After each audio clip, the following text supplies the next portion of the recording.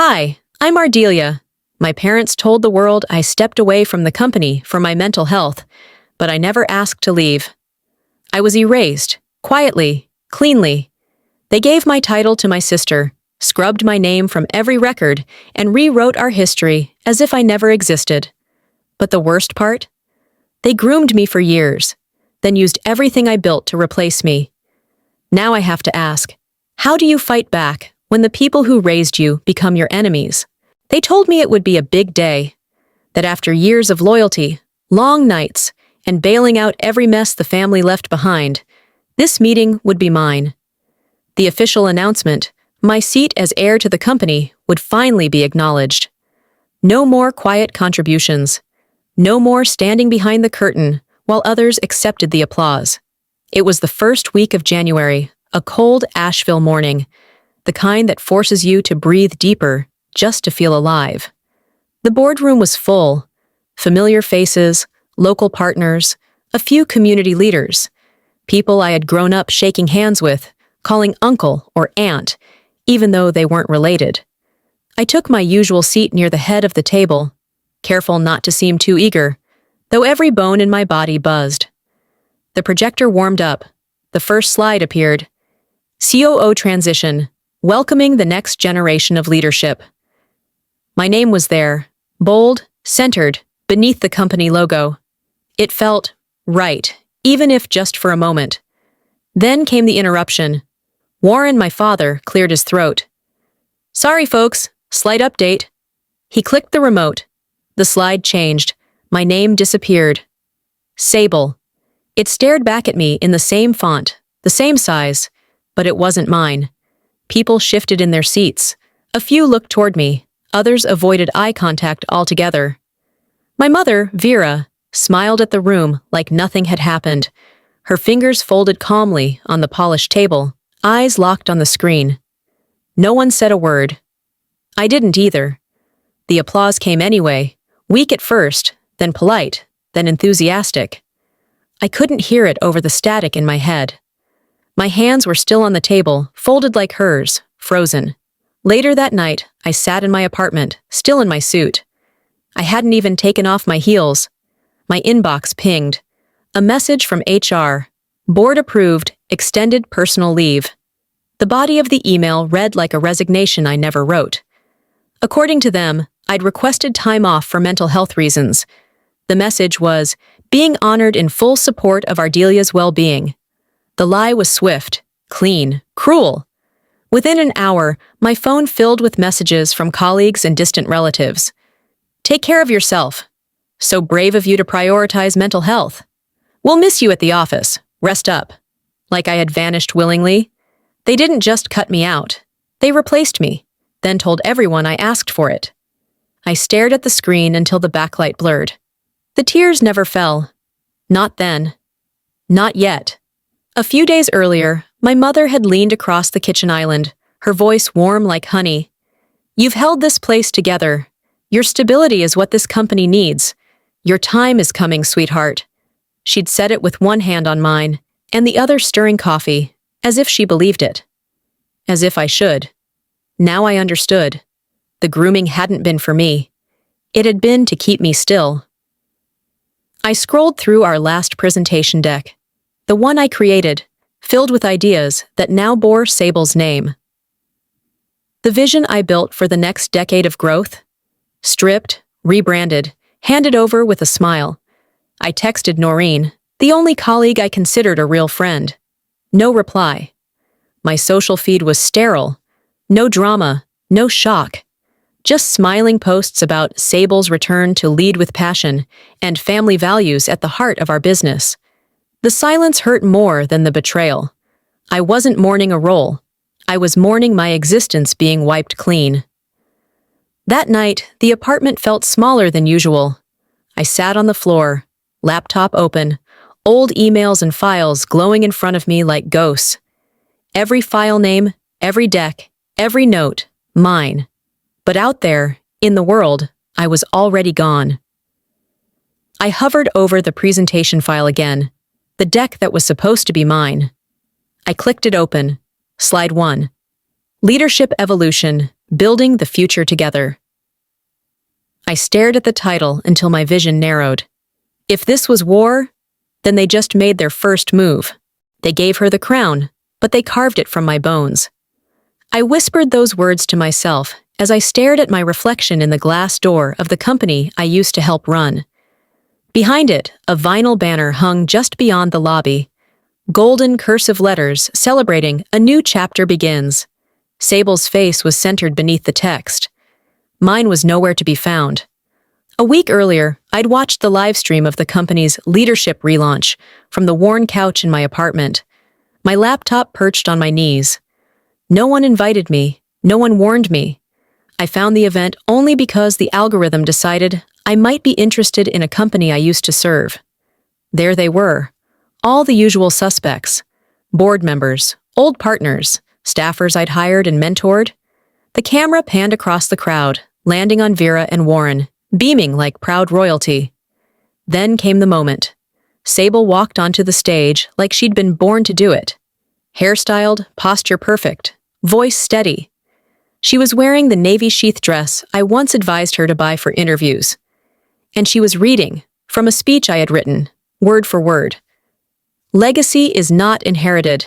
It is earned through persistence and vision. I felt my jaw tighten, but I couldn't look away. The company's Instagram exploded with hashtags: your second chances, sheer family first, legacy in motion. Photos of Sable smiling, her arm around Warren, her hand in Vera's. The caption beneath one image read, "The heart of the company has returned home." I closed the laptop, but the silence in the room pressed on me like a weight. Later that night, I couldn't sleep. Something in me itched, burned. I grabbed my phone and went to the company website. At first, I thought I had made a mistake. Maybe I was on the wrong page. Then I found it. The Our Founders section had been rewritten. My name was gone, scrubbed, erased. In its place was a quote: "I've always believed in leading with integrity," attributed to Sable. I stared at the screen. My pulse slowed. My chest didn't ache. It felt vacant. I dialed Luther. The line rang, then voicemail. I didn't leave a message. Instead, I opened my old archives, newsletters I'd edited, blogs I'd written, the social campaigns I had built from the ground up, all either removed or retagged under her name. It wasn't just a demotion, it was annihilation. They weren't just rewriting the present, they were editing the past. That was the night I started saving screenshots, not for nostalgia, for evidence. A few days passed. I waited for Vera to call, for Warren to text, even Sable to offer some half-baked explanation. But my phone stayed quiet, until I received a forwarded email from an old friend still working there. It was from Vera. "Thank you to everyone for the incredible support this past month. We are thrilled to welcome back the real heart of our business, our daughter, Sable." I read it twice. I'm your daughter too. But the silence was louder than any correction she could have sent. I stayed in bed the rest of that day, not because I was broken, but because I needed to feel what they'd done without distractions. I needed the burn to settle deep enough so I wouldn't forget. They thought I'd slink away, embarrassed, erased. Instead, I got up, dressed, and drove. I parked across the street from the building I used to walk into every morning before sunrise. I stood there for 10 minutes, unmoving. The sun had just started its descent, casting long shadows across the brick walls. I approached the glass door. Sable's face on that banner smiled at me, polished, confident, rehearsed. I looked down at my reflection beneath hers. Faded, slightly warped by the angle of the glass. They gave her the crown, but they carved it from my bones. They buried me in silence. I'll rise in records. It was late February when I first walked into the downtown library again, the rain outside tapping the tall glass windows like it wanted to be let in. The place smelled the same: dust, old paper, that odd lemony cleaner they always overused. This library had hosted my proudest public exhibit once, a tribute to local businesswomen who built their names without marrying into them. My face had been on that wall back then, smiling, standing next to the family logo I helped redesign. Today, that display was gone. In its place, a wall of donors, with names etched in gold beneath polished plaques. The company's plaque remained, but the bio had changed. Spearheaded by Sable, whose strategic leadership elevated the company's role in community development. I stood there, umbrella dripping, reading those lines over and over until the words lost meaning.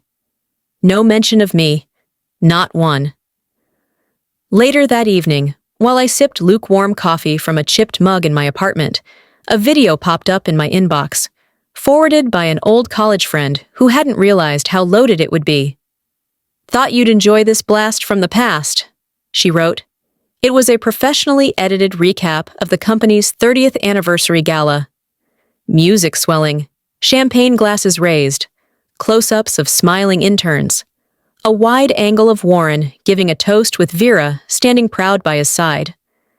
Sable took the mic, laughing about finding her way back to where she always belonged.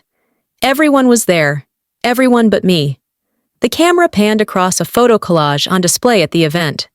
In it were vendor handshakes, ribbon cuttings, award nights. I remembered that collage. I had built the timeline, selected every photo, ensured every detail was authentic. They had remade it. I was nowhere. In the background of the video, I caught a guest whispering to someone beside them, "Wasn't she part of this?" That question echoed in my mind long after the video ended. I couldn't sleep. I searched for the article I'd once seen featured on a regional business site, the one that covered our early growth phase. After a few clicks, I found it. The headline, "The Faces Behind a Family Empire." A full-page spread, photos, quotes, brand colors I had helped choose. And there it was, the group shot I had arranged 3 years ago, standing on the grand staircase of our main office, staff lined up by seniority. I remembered directing the photographer to take it from a slight angle to catch the gold plaque behind us. In the version I now stared at, the angle was cropped. I was gone. Sable was centered. The caption below read, "Company leadership, driven forward by Sable's renewed vision." I didn't feel angry. I didn't cry. I just sat very, very still. This wasn't disappointment anymore. It was grief. Not the kind you wail over at funerals, but the kind you carry in your chest like an unanswered question. They didn't just take the company. They were unmaking me. I whispered to the silence, "If they want a ghost, I'll show them what a ghost can do." I stood up, turned on every light in the apartment, and opened my laptop. Every drive, every folder, every receipt. I began screenshotting everything I had ever touched in the company. Campaign emails, initial logo drafts, pitch documents, memos with my edits. By morning, I had organized them into folders labeled by year. Then I bought a new hard drive. I named the master folder Proof of Life. I started reading case studies, copyright cases, IP theft, internal fraud. The more I read, the more I realized how much they had left behind in their rush to replace me. 1 week later, I printed that staircase group photo, the one they had published without me. I took a penknife from the drawer and sliced around the space where I had stood. My hands were steady. I pinned it to the corkboard above my desk. Then I circled Sable's face with a red marker. They buried me in silence. I'll rise in records. I stopped expecting cake a long time ago. March drifted in without notice, and with it, another birthday I didn't mark. No text from Vera. No stiff voicemail from Warren. Not even a passive-aggressive meme from Sable.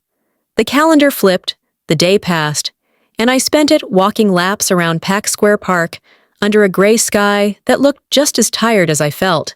A child's birthday party was underway on the lawn, balloons tied to a picnic table, bright frosting smeared across tiny cheeks. A man with a red paper crown bent down to whisper in his daughter's ear, and she laughed loud enough to echo off the courthouse wall. I stood by a bench and watched until my coffee went cold. I don't think I blinked. Later that week, the weather cleared. I went to the community fair out of habit more than desire. I walked past a booth selling handmade jams when I spotted her. Sable's daughter, my niece. She was with her school group, maybe third or fourth grade by now. She recognized me. Her eyes widened, then narrowed. I took one step forward, just enough to show I wasn't hiding. But before I could open my mouth, she said, "Mom told me not to talk to you." I stopped. "She said you used to work for Grandma, but did something bad, that you're not supposed to come around anymore." My throat tightened, but I nodded. "Okay," I said gently. "I understand." She tilted her head. "Did you do something bad?" I wanted to say, "I built that company." I wanted to say, "Ask your mother what she's afraid of." But instead, I smiled, just barely. "Not in the way you think." I walked away before my hands started shaking. By Friday, I had a lunch meeting scheduled with a former partner I'd brought into the company years ago. She had recently launched a green tech startup, and we'd exchanged emails about potential collaboration. 10 minutes before our reservation, she canceled. No explanation, just a text. "Can't make it today, sorry." I waited an hour anyway, sitting by the window of the cafe, watching people pass by. Then I called. She answered with a sigh. "Ardelia." I didn't want to say anything, but Vera reached out, said it might not be professional to associate, that you're in a fragile place right now. Fragile? She said you'd been struggling, that you're unstable. I swallowed hard, pressing the phone tighter against my ear. "Thank you for your honesty." "I'm sorry, I really am." I ended the call, left cash on the table, walked to my car, and slammed the door harder than I meant to. Then I screamed. It wasn't loud, it wasn't violent. It was the kind of scream that presses against your lungs like a second set of ribs, desperate to crack through. I hit record on my phone. My voice was calm, flat, cold. They didn't just cut me out. They're cutting me down, replacing me in public, erasing me in private, and now poisoning anyone who dares take my call. I paused, staring at my own reflection in the rearview mirror. Stop mourning. Start moving. That night, I sat at my desk and opened a new document titled Final Boundary. I wrote one page. If you continue using my work, erasing my name, or weaponizing your silence, I will respond. Not with emotion, not with rage. With evidence. You've had your fun. This ends now. I didn't send it, but I printed it, folded it once, slid it into a folder marked Legal. As the rain returned, I drove through winding streets back home. The city lights blurred on the windshield, but I didn't slow down. The silence in the car wasn't peaceful. It buzzed with new electricity. Pulling into the garage, I left the engine running for a moment. My fingers wrapped around the steering wheel, knuckles pale. Then I cut the ignition, opened the driver's side door, and walked inside. I dropped my bag, poured a glass of water, sat down at my desk, clicked open a folder labeled Case Preparation. They've had their fun. Now it's my turn to be loud in the quiet. So, by the first Saturday of April, I had stopped checking the mailbox with any real expectation.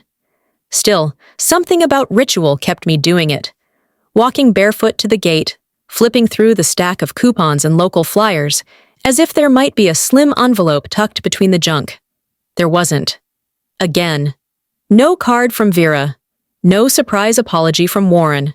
Not even a crooked signature from Sable, pretending to be nice for appearance's sake. Just silence, like always. But I didn't feel the sting this time. They've chosen their narrative. Now I'll write mine. Later that morning, I drove out to the nursing home where Luther was staying. The drive wound through roads I knew too well, ones I used to take on weekends when we'd grab coffee and talk shop, long before his health started to fade. He looked thinner, frailer, but when I stepped into his room, his eyes lit up with clarity. "Still standing?" he asked. "Not just standing," I said, sitting beside him. "Watching, recording." He reached for a leather-bound notebook, resting on the tray by his bed. His hand shook, but he held it with purpose. "I kept this for you," he said. "Meeting notes, my memos, and this. Inside, I found it. An original document bearing his signature. One I hadn't seen before. It granted me strategic authority to make key decisions during a transitional leadership period. The ink had faded, but the date and name were unmistakable. I should have stepped in earlier, he added, voice low, but now you have what you need. I didn't say thank you. I didn't need to. Tears welled up anyway, slipping down my cheek without fanfare. He didn't try to comfort me, just sat with me in the quiet, giving me the dignity of not filling the space with platitudes. That night, Destry showed up at my door.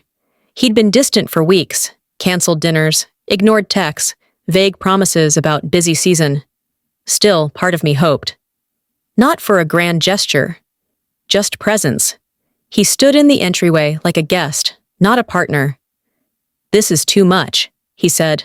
All of it, the lawsuit talk, the tension. I didn't sign up to be in a war. I leaned against the wall and crossed my arms. No, you signed up for the version of me who kept her head down. I didn't mean it like that. Didn't you? He looked away. I didn't ask you to fight, I said. I just asked you not to disappear. He nodded once. Maybe I'm not strong enough for this. I opened the door wider. Then maybe you were never in it for the woman I am. He didn't argue. The door clicked shut behind him, and with it, another silence. But this one felt clean. Necessary. The next morning, I drove along the Blue Ridge Parkway, windows cracked, spring air slicing through the cabin. It wasn't a vacation. It wasn't escape. It was declaration. I didn't stop at overlooks or picnic spots. I just let the turns carve out the noise in my head. I started rewriting the rules. Rule 1, I no longer needed to earn their love. Rule 2, I would no longer protect people who weaponized my decency. Rule 3, I would speak when I chose, not when I was permitted. Back at home, I sat at the kitchen table and opened a new document. Notice of intent. It wasn't an email. It was a letter, formal, factual, free of emotional bait. 2. Warren Ellis, Vera Ellis, Sable Ellis. Unauthorized use of proprietary content, strategic frameworks, branding language developed under my direction during active tenure as COO. I outlined everything. Dates, evidence, screenshots. I didn't plead. I didn't justify. I warned. If misuse continued, if my name remained absent from rightful credit, if they continued their campaign of silence and shadow, they would see the response. I didn't send it, not yet. I saved the document as a PDF, printed one copy, folded it, and pinned it next to Luther's signed document on my corkboard. 2 signatures, 2 truths. Next time they erase me, I'll respond with ink and evidence. Mid-April rolled in damp and quiet. The days were getting longer, but my nights were growing heavier. I spent most evenings in the garage workspace I'd turned into my war room. A corkboard stretched across one wall, cluttered with printed emails, contracts, screen captures, and sticky notes that read like case files. I'd stopped calling it a workspace weeks ago. Now it was what it truly was. A launch pad. That night, I opened the small fireproof safe bolted beneath my tool bench. Inside, nestled between notarized agreements and backup drives, was Luther's signed document. I placed it carefully in the center, added a new copy just printed, and locked it shut. Now it's not just grief, it's litigation. I turned back to my desk, pulled up the scanned version of Luther's agreement, the one confirming my authorship and strategic rights over the branding model that built our company's public face. The legal timestamp predated every campaign Vera and Sable had claimed credit for. At the same time, a press release from the company's PR team had been circulating. A proprietary brand identity crafted internally by Sable Ellis, our visionary leader. I read the sentence 3 times, then I printed it. The contradiction wasn't subtle. It was a lawsuit waiting to be filed. My computer chimed, a reminder I'd set days earlier. I opened the audio file and pressed play. It was short, grainy, but I didn't need clarity to recognize the voice. If we let her back in, she'll take everything. She's smarter than Sable, than all of us. Warren had said that. My own father. Not in anger, but in strategy. It wasn't fear, it was calculation. I created a transcript, checked it twice, then attached both the audio and text to an email. The subject line was short, Stage 1, Documentation. I sent it to a private attorney I'd met through a friend in Richmond, one who specialized in corporate fraud and intellectual property cases. No emotion, just a folder full of receipts and a quiet declaration of war. By Friday, I was back on the phone, contacting a former marketing intern who'd helped me write the launch copy for a campaign 3 years ago. She still had her original drafts. She'd saved her pitch decks. She knew they'd been submitted under her name, but later released under Sable's. They just swapped the header and called it theirs, she said, sounding both embarrassed and angry. Would you be willing to write a statement? I asked. There was a pause. Then, yes. I began filing copyright registrations for every piece of content I had touched. Brand names, campaign slogans, core messaging templates. I went page by page, documenting what I'd created, what they had used, and when they'd tried to pretend I had never existed. It was tedious. It was exhausting. It was the most clarity I'd had in months. Finally, I opened the Notice of Intent letter again. No edits this time. I attached it to an email, addressed it to the family account we used for company communications, the same account they'd used to coordinate board meetings and annual reports. I hit send. No reply came, but the company website changed the next day. Quietly. No announcement. No apology. Just a soft deletion of the branding section I had developed from scratch. The logo now led to a 404, page not found. They weren't admitting guilt. They were cleaning up the trail. I didn't smile, not really. But there was something about the way they moved so quickly, so quietly, that told me everything I needed to know. Now they're nervous. That evening, as the sun dropped behind the trees, my phone buzzed. It was my attorney. We're ready if you are, he said. Just say the word. I closed my laptop slowly, stood in front of the mirror hanging above the desk, and took a breath. Let's begin. The envelope was already damp when I picked it up from the porch. It hadn't rained the night before, which meant it had been placed in the early hours. Quiet, intentional. No name on the front, just my address, written in shaky black ink. Inside, a single photograph. Grainy. Taken from a distance, maybe through tinted glass. It showed me sitting in a booth at the law firm 2 days ago, folder open, lips mid-sentence. Tucked behind the photo was a note. You'll regret dragging this family into mud. No name, no signature, just cowardice. I stood in my kitchen, kettle whistling behind me, the paper still clenched in my hand. The silence wasn't empty. It rang. That afternoon, while organizing files for my next filing round, a notification buzzed across my phone. My name was trending locally. I clicked through. A former coworker, Marla, had posted a thread accusing me of manipulative, emotionally hostile leadership. She claimed I ruled through guilt and passive aggression, and that she left the company because of my toxicity. Marla had been fired by Vera 3 years ago, not by me. Vera had accused her of leaking financial documents to an investor group, and I had spoken up on her behalf, even argued to keep her on the team until the investigation was complete. But the comments didn't know that. The story spread fast. I said nothing. 2 days later, I uploaded a short video. It was from our old security system at the office, one I still had access to at the time. The footage showed Marla in my office, crying. I was leaning forward, gently telling her, I don't think you did anything wrong. I think you're being made into a scapegoat. The camera angle was wide, the audio imperfect, but the tone was unmistakable. I wasn't accusing, I was defending. I let the footage speak. Within an hour, Marla deleted her post.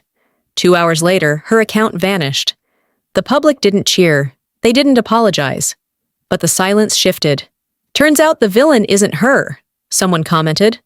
No one liked it, but it stayed up. That evening, my phone buzzed again. Noreen. I hadn't heard from her since the day I left the office. She sent a screenshot, an invoice, professional consultation with Ellis Legacy brand, signed by Sable.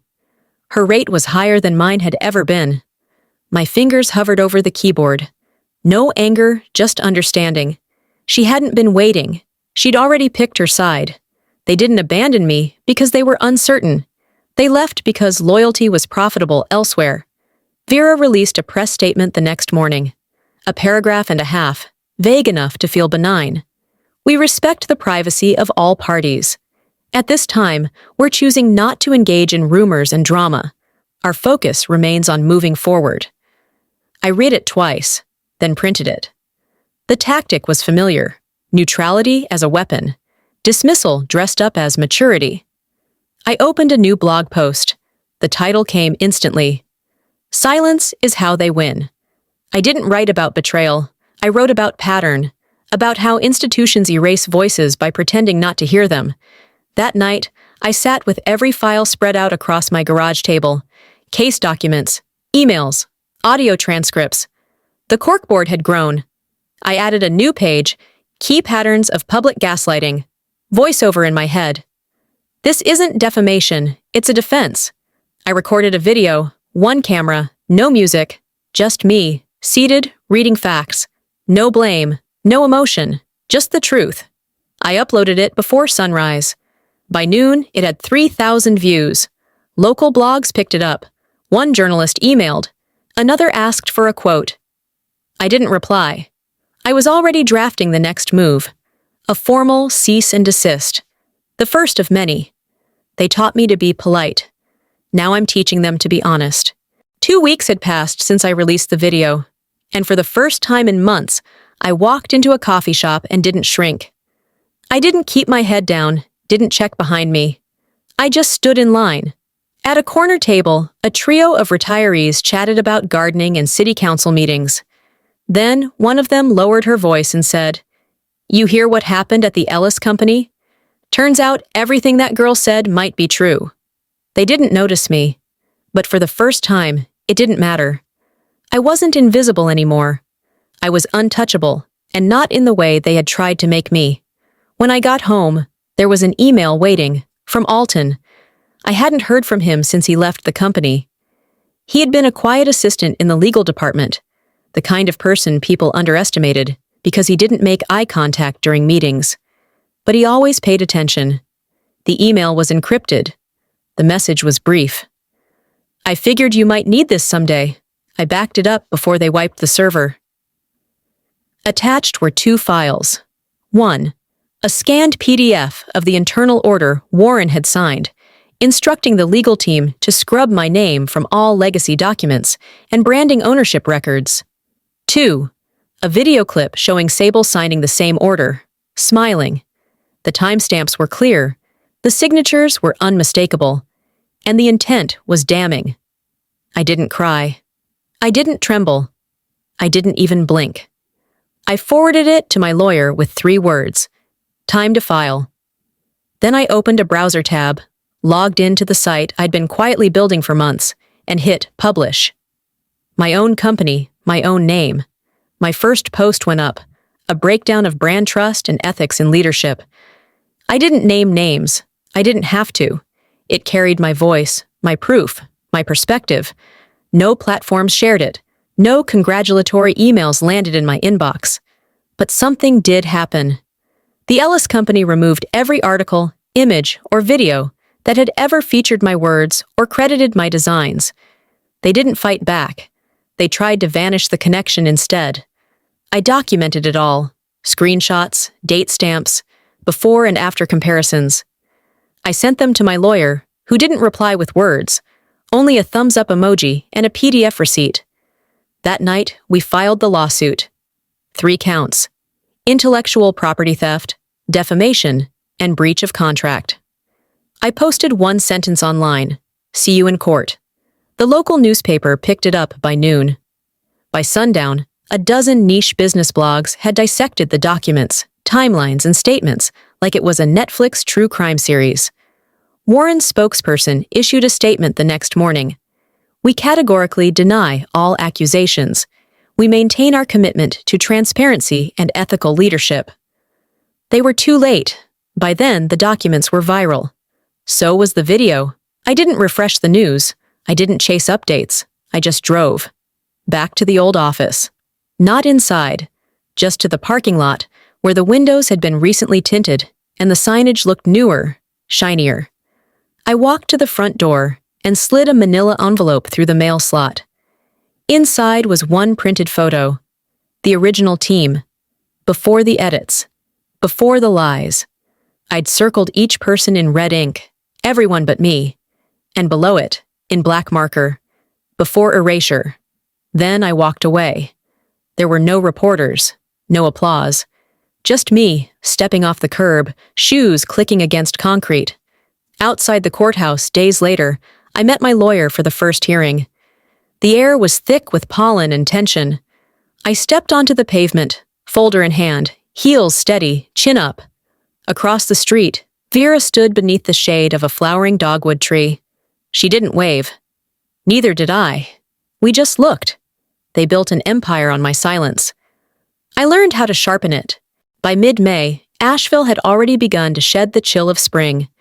Dogwoods bloomed along sidewalks, and the courthouse steps no longer felt so cold under my heels. The air carried the scent of cut grass and the murmur of small talk. About weather, about gardening, about me. The local paper updated its coverage. My name appeared not in passing or implication, but plainly, Ardelia Ellis. Former COO wins IP settlement in dispute over brand authorship. They didn't call it a scandal this time. They called it a reckoning. Rumors floated like pollen. Warren and Vera were preparing to leave town. Their house on Montford Avenue had been quietly listed. The building that once bore our family's name now had a temporary sign, awaiting new ownership. I passed it on my morning walk. The logo had faded under the sun. I didn't stop. The case never reached trial. My legal team moved quickly, and theirs folded quicker. They didn't want discovery. They didn't want depositions. They didn't want the public to hear Warren admit I was smarter than Sable on tape. So we settled. They issued a statement. Not an apology. Just paperwork. It clarified my authorship of all disputed materials. It awarded me back credit on published works, and a financial figure high enough to open a door, but not enough to buy silence. They wanted the story to end. But I wasn't looking for revenge, just a record. Back home, I pulled out the anniversary video again. The one that had once hollowed my chest. Now, I watched it like a parody. Everyone smiling, everyone cheering, everyone pretending I'd never existed. I chuckled softly. They tried to write me out. I ended up writing the next chapter. I clicked it closed. That week, I made another choice, one that surprised even me. I wouldn't rebuild the company. I wouldn't claim the ashes or try to polish what they'd cracked. That place had been built with pieces of me, yes, but it no longer reflected who I was. Instead, I opened something new. A mentorship program, small grants, seed money, office hours on Wednesdays. I named it the Ledger Fund, not after finance, but after keeping the record straight. It was for women who were told they were too ambitious, too loud, too much. The ones who were erased in meeting rooms or given credit only when they were no longer around to claim it. I received a package the day after the settlement cleared. The return address was Luther's. I opened it slowly, carefully. Inside, a simple envelope with a note dated 2 months before he passed. "If you're reading this," he wrote, "then you already know what you were always capable of. I'm sorry it took the rest of us so long." I didn't sob. I didn't curl up. I just let the tears fall, quiet and full. They weren't tears of loss. They were release. I carried his letter in my bag that Friday to the community garden ribbon cutting. We'd funded it through the Ledger's first grant. A dozen women stood before poster boards, pitching ideas, bakery co-ops, sewing workshops, a bilingual tutoring center. I watched them, all of them, strong, unafraid. A familiar face passed me in the crowd, an old colleague from marketing. She paused, Nodded. You did what most of us only dream of. I smiled. I stopped dreaming. I started documenting. As the event wrapped, I folded Luther's letter and tucked it into the back of my journal. I didn't read it again. I didn't need to. The wound isn't closed, but the scar is mine now, and it shines in sunlight. Looking back, I didn't set out to fight. I only wanted to be seen, to be acknowledged for what I had given and what was taken. But life has a way of asking, who are you when no one claps? What do you do when no one's watching? That's when the real work begins. If there's one thing I've learned, it's this. Silence may be heavy, but your voice is always worth using. Don't wait for someone to hand you a platform. Build your own. Document your truth. Protect your name, your ideas, your story, because no one else will do it like you can. I hope this story reminds you that justice doesn't always wear armor or carry a loudspeaker. Sometimes it sits quietly in a folder, waits patiently in the shadows, and speaks when the time is right. Now I want to hear from you. Have you ever been pushed aside by the very people who were supposed to lift you up? What would you say to someone who's facing what you faced? If this video spoke to your heart, drop a 1 in the comments, or let me know where you're tuning in from. And if it didn't resonate with you, I'd love to hear why. Let's talk about it. Where are you watching this story? And don't forget, if you found meaning here, if you want more stories that echo real strength and quiet victories, subscribe to the channel. There's more to come.